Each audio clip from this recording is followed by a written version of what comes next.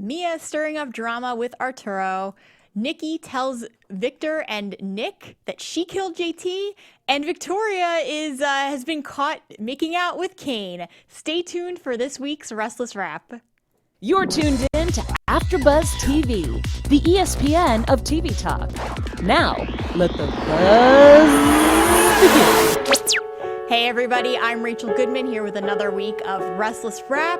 It was definitely, we had drama, we had a lot of quieter moments this week too, I have to say, but even within the quiet moments, there was a lot happening. So let's dive right in.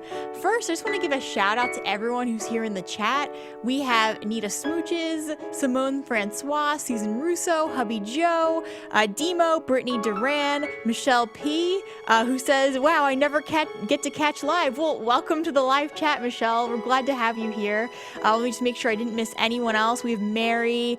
I think that's everybody in the chat right now. So thank you guys for joining. If we get new people that show up, I will definitely give you guys a shout out. We've actually had some discussion going on in the live chat as this has been getting started. We've got Demo. She had a lot of things to say about Phyllis. Demo says Phyllis was acting like a nasty witch this week as usual. Victoria seems all over the place. Billy's trying to make their romance work, but the guy can't catch a break, and we have a lot to say. I have a lot to say about Victoria and Billy and Phyllis, and Simone says, I'm over Phyllis too, Joe. She's making the Newmans close rank and she will be left out. Hubby Joe, Phyllis needs to go. The Newmans are back together again. And then Susan Russo says, good scenes with Victor. I was glad to see them together too. And then we have a couple other comments from Simone.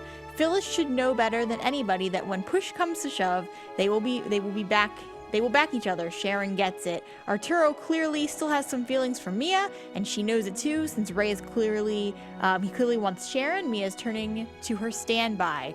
Okay, so I feel like on that comment, and Jacob just showed up, so hey Jacob, welcome to the chat. On that comment, I think a good place to dive in here is really to talk about Arturo and Mia and Ray and Sharon. As we saw, not this week, but the week before, we had this massive snowstorm in Genoa City and in Kenosha, which is where Ray and Sharon spent the night together, and Ray did not tell Mia, and that caused a lot of tension. Plus, as the viewer, we saw that Ray was clearly fighting back his feelings and fighting back all these things that were... He was so close to doing something with Sharon. They slept together half naked. So it wasn't, to me, and I know I said this last week, but a guy, Ray, who has a wife, he's trying to work on things, he's committed to his wife, especially a guy who's had these same problems with her in the past where he's left her for work. He shouldn't have been in that hotel room with Sharon unless it was a dire emergency. In this particular case, I feel like they could have worked around that. But in any case, the whole thing is that Ray ends up going back to Mia.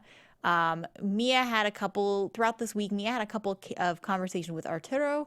So as she's waiting for Ray to come back to her, she ends up kind of going into the spiel with Arturo, basically saying that she can't, first of all, Mia's being very obvious with her feelings toward Ray and how they're always going to have this spark there and this connection because they were each other's first love. And it just, I'm very confused with Mia. I know Susan said that Mia made her want to scream this week, and I get that because Mia... I can't figure her out. When she first came to Genoa City, my thought was, okay, well, maybe she's just, at first it was very clear that she was trying to work people up and I didn't trust her. And then she started to show a more vulnerable side. And we kind of started to see why she was acting the way she was with Ray, why she may have cheated on him. We can see that Ray is very preoccupied with work, that he does leave her for his job. And so you can kind of understand where Mia's coming from more. So this week when we saw, last week with everything, when we saw Ray with Sharon and Mia with Arturo, we kind of sensed that they were with the right people. And so this week, we see that Mia and Arturo, I'm going to stop rolling the R's because I know I'm not good at it. Mia and Arturo, we can just sense that not only is there a bond there, but Arturo is definitely fighting it. and he just he's just doing all these things to kind of fight against it. He goes to Abby, he tells her he loves her, and you can just tell that he's not really like he's trying to do the right things the same way that Ray is trying to do the right things. But both of these brothers are fighting against where their true passion is. And I know I can see it more with Ray than I can see it with Arturo. With Arturo, I am seeing that he is trying to be faithful to Abby, but let's not forget when Arturo, when he almost kissed Mia, he was the one, the way that the angle showed it with the camera, he was the one who leaned in. So I was kind of hurt. I was kind of angry with him for lashing out at Mia when he was the one who leaned in and almost kissed her. In all fairness, though, Mia was kind of working their relationship into the conversation repetitively. So it is kind of like this thing where, okay, well, you know, Mia was being a little flirty. She was being a little too comfortable around him. But then he was the one who leaned in and almost kissed her first and then lashed out at her. Maybe because Mia always does this. It's hard to say. I want to like her, but at first I did not like her at all. She's grown on me. I want to like her. I feel bad for her. But at the same time, she's got to know that she's playing with fire. It's like, what do you want? Ray came back. He told her that nothing happened. Like, Mia admitted that she knew that Ray was over with Sharon and that they had spent the night in a hotel together because of the storm. Ray claimed that nothing had happened with Sharon, and that's true. And I don't think that Ray would ever cheat on Mia unless it's emotional cheating, because he just seems like he's very, like he won't break his vows even if he isn't feeling like he's into the marriage anymore. He just won't do that because he's not that kind of guy. And Arturo kept saying that over and over again. I think that he has a point. The whole thing, though, is Ray is clearly not, he's not with the person he wants to be with, and he's fighting back all these feelings for Sharon. And it's just a very frustrating situation because Ray shows up acting like he didn't do anything wrong. We don't know if he was going to tell Mia about Sharon. I don't think he would have. But he showed up back home and basically claimed that nothing was happening. And Mia believed him, but she knows. She told Arturo last week that she knows that Ray has feelings for Sharon. It's just obvious. She can feel it. And she can also feel like Ray is not in love with her anymore. And even though Ray is still going through the motions with Mia, I don't think he really, truly is there anymore. And I think Mia has a right to feel the way she does, but she is at the same time playing with fire to be going after Arturo again after, especially because this is Ray's brother. She already caused drama in the past, 1. 2, it's just like I know Mia has these feelings for him, but she came back to town for Ray, not for Arturo. She needs to, like, if she's gonna fall in love with, she's going to be with someone else and doesn't want to be with Ray because Ray's not giving her the love that she needs. I get that, but for her to be hitting on his brother and causing more drama between the two brothers, potentially anyway, just not a smart move. And she's just, I feel like even though we're seeing a vulnerable Mia, that really deep down, maybe she just likes the fact that she's doing this and likes the fact that, needs to be the center of both brothers' attention. So let's check in and see what we have here with the comments in the chat. We have a lot of people talking about Nick's. We're definitely going to get there. Demo says, want to feel sorry for Abby, but this is her karma for sleeping with Sharon's ex, Scott. What goes around comes around. Yeah, and the thing in that situation, too, first of all, I was a little upset, speaking of Scott, that we didn't that he just kind of disappeared and went to London, and it was kind of hinted that Abby was going to be in Paris and he was going to be in London, and that maybe they'd bump into each other, but it never happened. I really wanted Abby to be with Scott, and he just disappeared. Hopefully we get him back, because I liked that storyline more than what they're doing now with Abby. But at the same time, yeah, it is kind of karma in a way, even though I don't think that it was Abby's fault what was happening with Scott. It was more Scott's fault, and yeah, that was a whole mess that we won't get into right now. But Maxwell Comics says, yeah, if it was so cold, why did he get half naked? Ray wanted it, in my opinion. Yeah, and that's the thing. Why did he get half naked? Even if there was a heater on, you wouldn't do that. And the thing is that he had layers of clothing on. I get not wanting to sleep on the chair, because who can sleep in a chair like that? But for him to be not wearing a shirt when he's a married man and he claims he wants to make things work with his wife, to me, to get into bed with a woman that you obviously know you had or have feelings for, and Ray probably senses the tension between Mia and Sharon. If he doesn't, I don't know why, but he probably senses the tension there between the two women already because of this whole situation. So it just doesn't make sense to me that he would just, get into a bed with Sharon practically naked. Yeah, that's something for him to go back home to and claim to Mia that nothing really happened. He's just delusional at this point if he's really trying to sell that. Okay, let's see. We have Simone saying, I think Mia just wants to be loved by someone. Mia craves attention and affection, and Ray just cannot be bothered most of the time. Yeah, exactly. And that's why I feel bad for Mia. If Ray was good to her and she was messing with the two brothers, I would not feel bad for her. And part of me wants to believe that Mia actually has genuine feelings for both of the brothers, and that the reason why she keeps kind of like fluctuating is because she is more drawn to Arturo because he probably gave her more attention, especially during the moments when Ray wasn't there for her. So that's kind of where I'm thinking this is going. But you never know. Mia has shown a side of her that is very dramatic and maybe not on Phyllis's level, and we'll get there a little bit later, but Mia has shown a side to her that we know kind of wants to stir up some trouble too. So I don't know what's going to happen yet with them, but I almost think that Arturo is going to end up getting with Mia. That's kind of where they're heading with this, and that Arturo has deeper feelings for her than he realizes, especially if he has to go rush off and tell Abby he loves her right after he almost kisses Mia. That, to me, says enough right there. Demo, Arturo's more of himself around Mia. I feel like he's pretending with Abby. And then we have Michelle P. talking about the Kane and Victoria situation, which is weird to her. Yeah, we'll get there next, because that was a lot of the drama this week, too. But for now, there is something I'd like to mention too. So before we move on to our next topic, we just wanted to say thank you for making us the ESPN of TV Talk. For us to continue to grow, we could definitely use your help.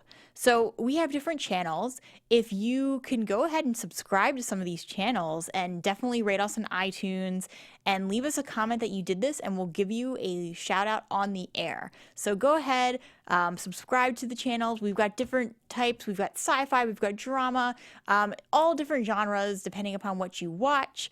And then for when you do this, leave a comment. We'll give you a shout out. So being a part of AfterBuzz has meant so much to me, because I get to share all of my personal opinions and my analyses of different shows with you guys, and I get to hear your reactions as well. So that means so much. I'm so glad that we always have such a lively chat for YNR for the YNR recap show for Restless Wrap. Thank you guys for always being a part of the show, and thank you all for supporting what we love so much. And speaking of that, it's a good time for us to take some calls. So if anyone is listening live right now, it's about 5:30 Pacific Standard Time on January 20th, 2019.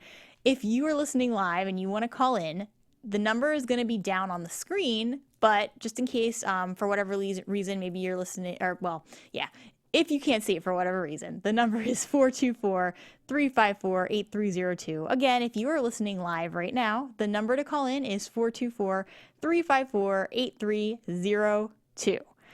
Okay, let's check back in with the chat. I think we're going to move into Victoria Kane territory, because there was just a lot to say about them this week. Well, okay, so before we get there, oh, and yeah, we have an announcement. If anyone missed the number, it's in the chat right now. Hubby Joe, Arturo is Mia's first true love.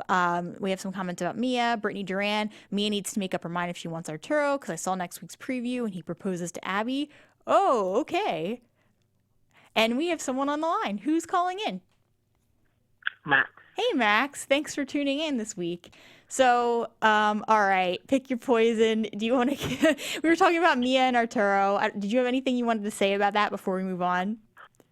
Yeah, I think I left a comment saying that just Mia is just like really inconsistent. One second she's like, I want to act like this never happened, but the next second she's wanting to talk about it. So I just like, I don't really know what she wants. Yeah, exactly. And that's my problem with her is that I can sense that she is very hurt and she's in this marriage that really, there's no love. She knows it. Ray knows it. It's just a shame for her that she's going after the guy's brother again. So that's my complaint there. Yeah. So I guess now's a good time for us to kind of move forward too. So we had Nikki telling Nick the whole truth. My question to you is, do you think that she should have mentioned all 4 women? Yes. Yeah. And how do you think, I mean, especially with Victor involved here, what do you think is going to happen with the 4 of them? I really don't know, but all I know is that for some reason, I don't know why, it just warms my heart to just see like the whole family kind of just supporting each other. It just makes you, I don't know, it just makes me feel happy for some reason. Yeah. Like, because I've wanted them to like just I've been for all these months, almost a year now, it's almost been a year since they go crazy. Like, I just wanted to just tell Victor, I just wanted to be like, tell Victor he's going to take care of it. Tell Nick he's going to take care of it. And they just didn't. But they did now. No, I'm happy. Yeah.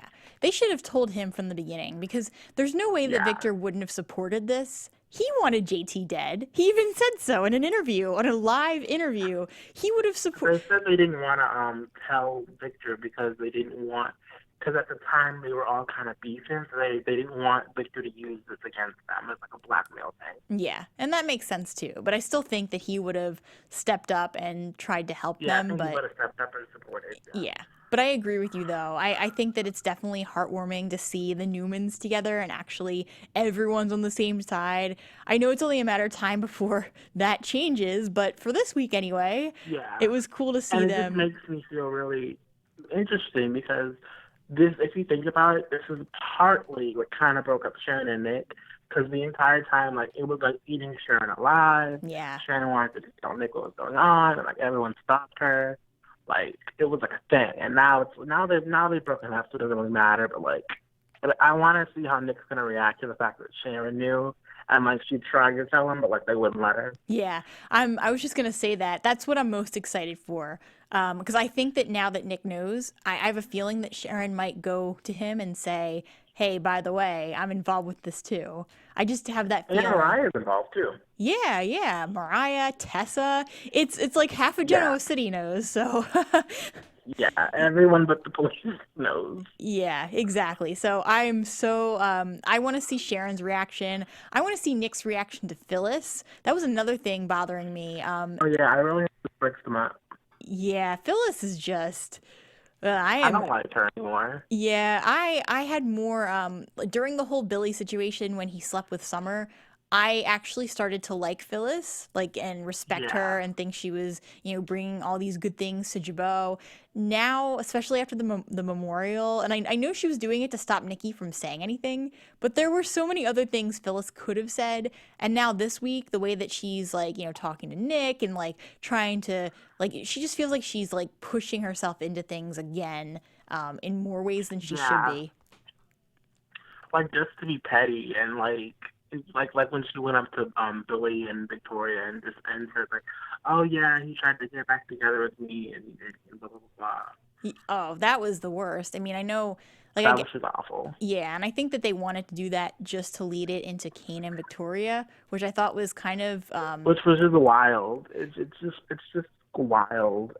And I think Demo was talking about in the chat, but he was talking about how Victoria isn't used to not being in an abusive relationship, and I think the reason why she kissed Kane the first time is that, like, because Kane was really going in. He was calling her names. He was like, "Nobody would ever want you." Like, he was being really mean. So I'm thinking like maybe that brought some abuse flashbacks on, and like because the way that she would always fight with JT is that like he'd be calling her names and then she'd call him names and then they just end up making out. And I just feel like it felt familiar to her, so that she just did it. Like she just jumped in and did it. Yeah, no, I agree with that, especially because I got the sense when she was talking to Nikki near the end of the week, when she said why she really wouldn't want to be with Billy, it sounded like part of it was because she was almost afraid of being with someone who would actually be good to her. And that, not that Billy has always been good to her, but he's never But good in the sense that he's not beating her up. Like, yeah. Exactly. Yeah. But thank you for calling in. Yeah, thank you for having me again. Of course. Have a great week. You too. Bye. Okay, so we just to kind of get back a little bit, we'll touch base with the chat and then move forward to another topic. Mary, Mia needs to be the center of attention. Hubby Joe says, the storyline between Victoria and Kane makes no sense. They hate each other and have no interaction, and now they're hooking up. Michelle P says, so agree, hubby. I almost literally looked away. I'm going to be honest with you guys. When they were making out this week, I knew, like, I felt like we were going to have a Billy walking in on them moment, especially because earlier in the week, Victoria made a comment like, Billy, you're always showing up unannounced. I'm like, yep, he's going to definitely show up unannounced. And when Billy walked in, I had to turn away. I was like, I can't, this is too painful to watch. Because right now, the way that I'm seeing Victoria and Billy, I'm seeing it as this very, like, kind, calm, loving, gentle relationship. And I'm seeing Billy as this guy who would genuinely treat her right. And so it hurts. Like, yes, Phyllis came over and made a scene at the club and tried to make, when Billy and Victoria were eating lunch, and basically tried to make it sound like Billy only chose Victoria because Phyllis turned him down. Granted, should Billy have told Victoria? Yes, but okay, I actually kind of feel more like I'm on Billy's side with this one. He was taking it, Victoria wanted to take it very slow with Billy, and who's to say Billy wouldn't have told her? There's a chance he wouldn't have, but I'm just feeling it like, okay, well, maybe Billy was just trying to take it slowly, and he didn't want to, like, bring up any drama, and he just wanted to go into this very cautiously because of her, especially knowing what she had been through with JT. So I was taking it more like, all right, well, maybe he just hadn't gotten around to telling her yet. In any case, he admitted the truth when Phyllis brought it up, and before Victoria even gave Billy a chance to explain, she leaves.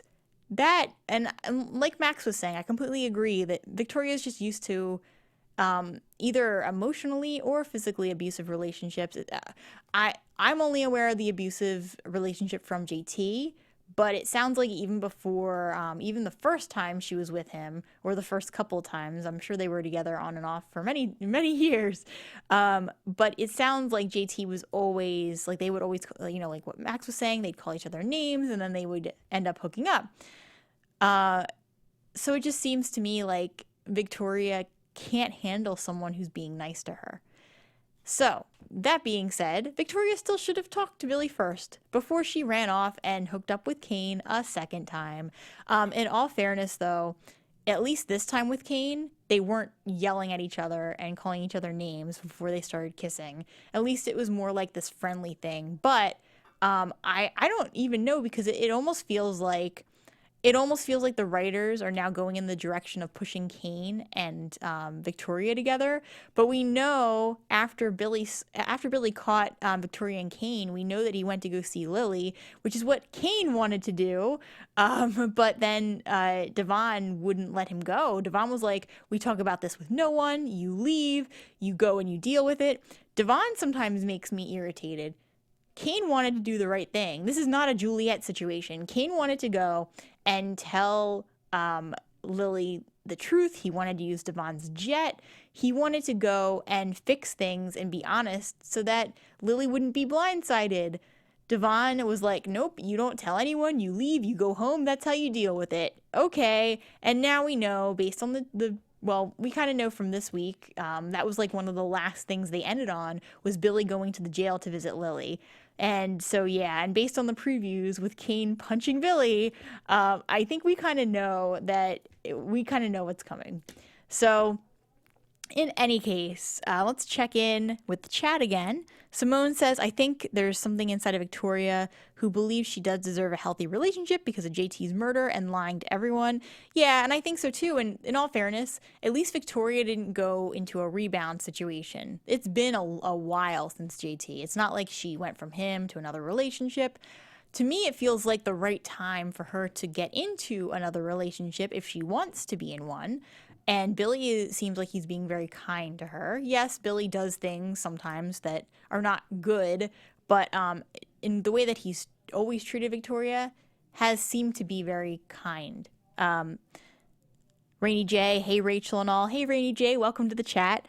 Demo, Victoria has been cheated on by Billy and her ex-husband Brad, and she has trust issues. Yeah, and I get that too. Even though Billy has been kind to her, the cheating and just not being able to trust Billy, I get that. Demo also said, I think Devon is trying to protect his sister. She's sitting in jail, and that's true too. But I think that Devon should have let should have let Kane go to talk to Lily and tell her the truth, especially if they still had visiting hours and he was able to go. There's, to me, like if someone came in and told me the truth that they had done something and cheated on, my sister, and they were like, yeah, let me go borrow the jet to go and tell them, I would say, okay, let's go. And maybe I'd go there with him, but like I wouldn't stop the guy from trying to go and tell the truth, especially if he's, showing up really hurt. In all fairness, though, Kane should have learned his lesson. He shouldn't just be hooking up with other people. But we all know from earlier in the week that things with Lily and Kane, yeah, they're not doing so hot. Kane showed up at the jail earlier on, and he wanted to have a conversation with Lily and just be with her. And she actually cut him off early to go and teach her class. Okay, okay, Kane showed up unannounced. I get that. So it is kind of his fault. He shouldn't have just showed up without talking to Lily and making sure that she didn't have anything else going on. But, and we actually have another caller on the line. Thanks for calling in. Who do we have? Hi, Rachel. This is Demo. Hey, Demo. How are you? I'm doing good. So I was talking about everything that happened with Lily and Kane this week. What are your thoughts on that? Actually, I don't think I'm really proud of Kane because, usually, his character will, the first thing when he does something bad, he just will try to lie and cover it up. But at least this time he was trying to, do the right thing and tell the truth. Yeah. So even though he didn't get a chance to do that, because, in the past he's lied, he tried to cover things up, blame it on other people, but at least this time he was saying to change my ways and be a better person and actually be honest with my wife. So at least he did try to tell the truth, you know? Yeah, exactly. And he has come a long way, especially from the Juliet situation. So I feel like Devon was in the wrong. Devon does things that I just don't agree with, though. So I just feel like Devon is just kind of in an angry state because it's he lost his wife, he lost his unborn baby, and I think that he's just kind of just angry and lashing out at people, and I just don't think he's really happy with himself. Yeah. So I think that's kind of why his behavior that's what I've recently known about the character, that he's just become just more and more grumpy if you see him in his scenes, and he's short with people, and he never was like that. Yeah. But ever since he lost his wife, it's he's just been very angry. Yeah, and I get that too, especially it hasn't been that long since Hillary has passed, so he's still grieving, whether he wants to admit it or not. I like that he's opening up more to Anna and even to Neil a little bit. Did you, since we're talking about Anna, how do you feel about the whole storyline with the fact she doesn't want to talk about that she wrote the lyrics or wrote the song? I don't really know where they're going with that storyline. I kind of feel like they're just doing that because they maybe want to push her with Finn. Yeah. So they're like, okay, let's do this storyline with Anna because we need Finn to have a romance because he's trying to get with Lola, but then she has a boyfriend. So I kind of think they're just doing this. They have them to have scenes together where eventually they will get together in a relationship. Yeah. And what I'm really hoping is that not only I want to see them together, but I also would love to see them as, working as a duet, kind of part, a team partnership. I'd love to see them write songs together and perform them together. And I feel like that's the thing with Devon is that first I want to know why Anna, like it sounds like there's a secret reason why Anna needs the money right now and also doesn't want to tell Devon who the writer is. And I don't like, I mean, I think it's because of Anna. I think Anna referred to the writer as a guy, but the first time I heard them referenced as a man, it came from Devon's lips, almost like he had assumed it was a guy and not a woman. But I think that's because of Anna. I think she said it was her friend who she doesn't want to reveal.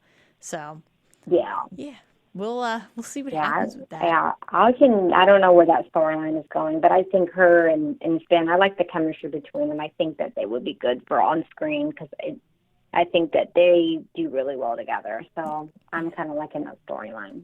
Awesome. Well, thank you for calling in. Okay, thank you, Rachel. Have a great week. Okay, you too. Bye.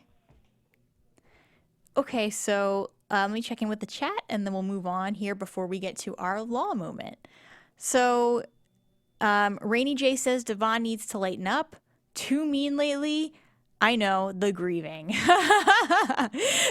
Simone says, I think Lily is cutting herself off emotionally from her loved ones because it hurts not being with them. Yeah, I agree with that. I definitely do. Nita Smooches says Lily had a dark, lonely look in her eyes. It was sad. And that's the thing is that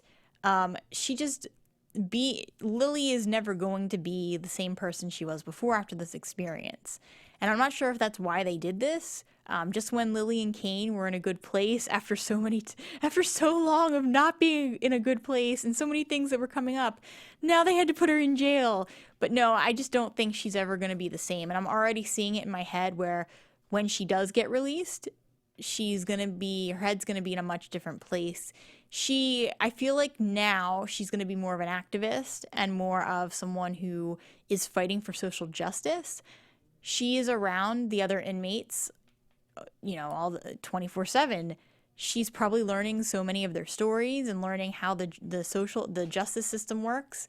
And she probably will not be on the same page with Kane anymore. Just because as far as I know, Kane has never been in jail. Correct me if I'm wrong.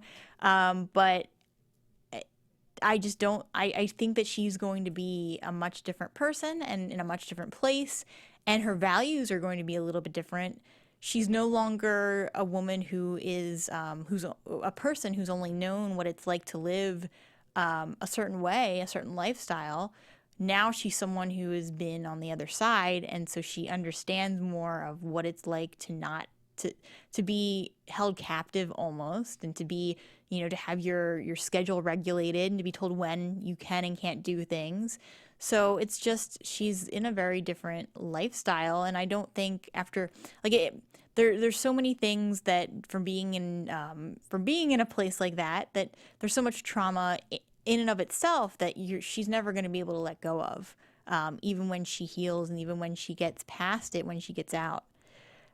Maxwell Comics says, can we talk about how trash Fenmore's music is? I didn't like the song.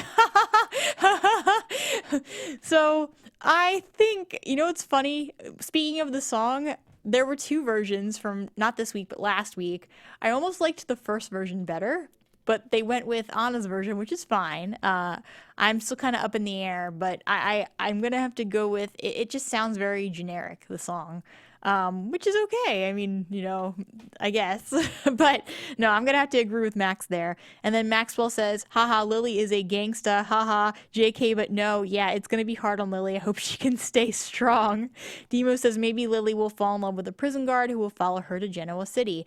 I would love to see that storyline because guess what? The guard will understand this more than Kane or any other privileged person in Genoa City would ever understand. And yes, not everyone in Genoa City is privileged, but the main characters we're dealing with here are privileged. And so aside from a few of them who did not come from privilege, I know Mariah didn't, I know originally Nikki didn't either, but when you've lived in a certain lifestyle for so long, it's different. So Mary says, I think it's awesome. And then Maxwell Comics says, I want to say I hate that Maddie is acting like Lily was wrongly put in jail. She killed a woman with a car. She didn't mean to, but she still did. And if it was Lily, they would want justice. Yeah, exactly. So I think that Lily did get what she, deserved for the, in terms of the fact that she did kill a woman and an unborn child by being reckless while driving. But it's just interesting to me that Devon is kind of the one who put her there because he pushed it, and basically it was just kind of Devon's kind of the reason why she ended up there, and now he's it's almost like I can feel that Devon regrets it. So on that note, let's go to our law moment. So we had a lot going on between Carrie and Jack this week. A lot with Carrie kind of just looking like she's gonna ghost him, and so there was that. But the thing that had me laughing was Carrie giving Jack as she put it, a bespoke, aka designer perfume bottle. And they named it Jack of Hearts. I thought that was really funny. So, on that note, on that note, thank you guys for tuning in this week on Restless Wrap. My name's Rachel Goodman. You can find me on Instagram or Twitter at Rach Goodman. You can also go over to Facebook. We've got a Restless Wrap page at Restless Wrap. If you go like and follow that page on Facebook, I always post the link to the show, and any of your comments will be read live on the air. Until next week, have a wonderful week, everybody. Our founder, Kevin Undergaro, and me, Maria Menounos, would like to thank you for tuning in to AfterBuzz TV. Remember, we're not just the first, we're the biggest in the world, and we're the only destination for all your favorite TV shows. Whatever you crave, we've got it. So go to AfterBuzzTV.com and check out our lineup. Buzz you later. The views expressed herein are those of the hosts only and do not necessarily reflect the views of AfterBuzz TV or its owners or principals.